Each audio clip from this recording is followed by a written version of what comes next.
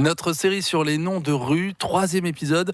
On reste à Laval, Armelle, mais on change de rive. Oui, après la rue Mazagran et l'avenue Chanzy, rive gauche, on va ce matin de l'autre côté, quartier cathédrale, pour s'intéresser à la rue du Colonel Flatters, petite rue en pente qui relie la rue du lycée à celle du Cardinal Suard. Mais qui était le colonel Flatters ? Luc Thiebaud, historien rennais et spécialiste de l'histoire algérienne, nous raconte. Le colonel Flatters n'est pas né à Laval, mais je crois qu'il a fait ses études à Laval. Donc voilà ce qui ancre le colonel Flatters dans Laval. Ce qui l'ancre dans l'histoire de France et d'Algérie, et y compris dans la toponymie, c'est qu'on est en 1880 à peu près. Donc pratiquement la totalité de l'Algérie du Nord a été conquise par la France.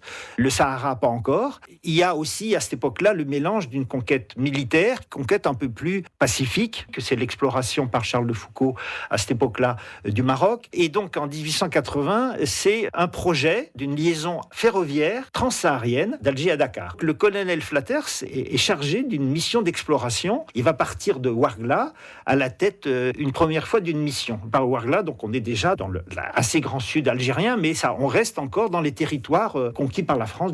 Ils vont se confronter à l'alliance de grandes confédérations touareg qui vont les battre, ils vont revenir sur Ouargla. Et puis quelques mois après, ils vont repartir, une nouvelle expédition avec à peu près la même composition. Et malgré toute cette préparation militaire, ils vont se faire battre et se faire tuer en plein Sahara. Tous les Français de la mission sont morts. Dont le colonel Flatters.